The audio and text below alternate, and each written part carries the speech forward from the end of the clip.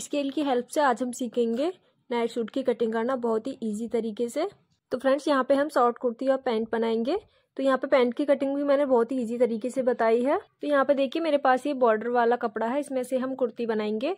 तो ये जो बॉर्डर दिया हुआ है नीचे की साइड में दिया हुआ है, अगर हम इसे इसी तरह से बनाते हैं तो जो हमारी स्लीव है उसमें जॉइंट वगैरह आएगा। तो इसलिए जो हम इसकी कटिंग करेंगे तो कुछ अलग तरीके से करेंगे। तो देखिए जो हमारा बॉर्डर है उसे हम इस तरह से लंबाई में लेंगे, तो इससे जो हमारा नाइट सूट है वो भी डिजाइन में बनेगा और स्लीव में भी जॉइंट नहीं आएगा और स्लीव एकदम सेम प्रिंट की बनेगी।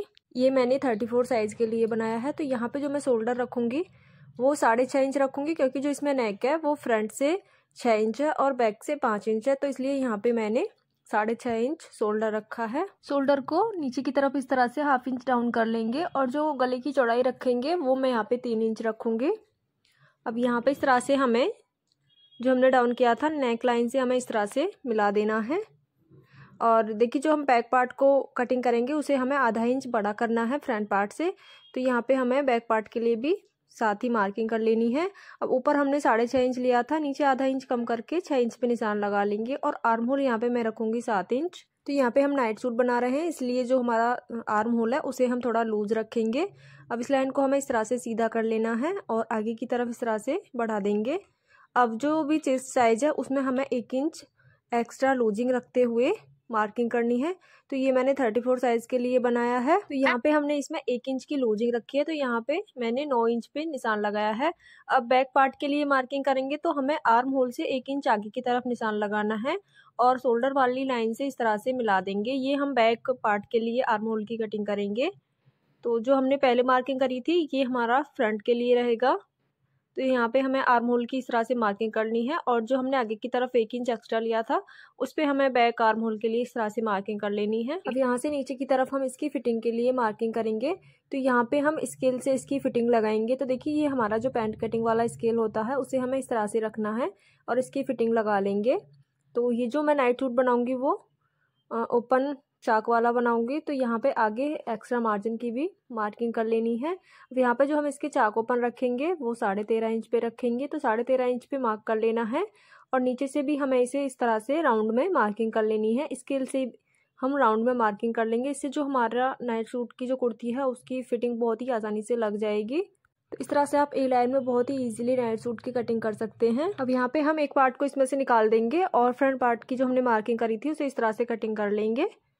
तो हमारा जो नाइट सूट की कुर्ती है उसका लुक इस तरह से आएगा। अब यहाँ पे स्लीव की कटिंग कर लेते हैं। तो देखिए हमने आर्म होल की कटिंग करी थी 7 इंच पे, तो यहाँ पे हमें 1 इंच एक्स्ट्रा लेते हुए 8 इंच पे मार्क करना है, ऊपर से 3 इंच नीचे की तरफ। अब यहाँ पे 3 इंच पे निशान लगा लेंगे। तो इस तरह से आप स्लीव की बहुत ही परफेक्ट कटिंग कर सकते हैं।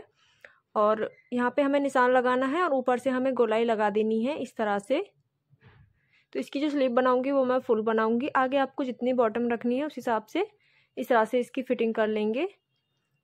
तो स्केल से आप बहुत ही इजीली इसे फिटिंग लगा सकते हैं स्लीव की और कुर्ती की, दोनों की। और जो हमारी स्लीव है उसे अंदर की साइड से 1/2 इंच इस तरह से एक्स्ट्रा मार्किंग कर लेंगे। तो ये हमारी स्लीव की कटिंग हो गई। अब हम करेंगे इसके पैंट की कटिंग। तो सबसे पहले हमें कपड़े को फोल्ड करके इस तरह से बिछाना है। तो यहाँ पे मैंने 4 फोल्ड करके कपड़े को इस तरह से बिछाया है और ऊपर से जितना हमारा स्केल है उसके बराबर हमें मार्किंग कर लेनी है। आप 1.5 से 2 इंच ऊपर की तरफ छोड़ते हुए मार्किंग कर लें, जिसमें हम इलास्टिक लगाएंगे। अब देखिए जितना भी हमारा हिप साइज है उसे हम 4 से डिवाइड करेंगे और उसमें 2.5 इंच प्लस करके हम यहाँ पे पैंट के लिए मार्किंग करेंगे। तो यहाँ पे जो हिप साइज था वो 38 इंच था। अब 38 का चौथा भाग आएगा 9 इंच। अब 9 इंच में हमें 2.5 इंच प्लस करना है, तो हमारा आएगा 11.5 इंच। तो हमें यहाँ पे 11.5 इंच पे निशान लगाना है। इस तरह से आप बहुत ही परफेक्ट जो पैंट है उसकी कटिंग कर सकते हैं। तो यहाँ पे 11.5 इंच पे निशान लगाना है। अब नीचे की तरफ जब हम मोहरी बनाएंगे तो वहाँ पे भी हमें 11.5 इंच पे निशान लगाएंगे।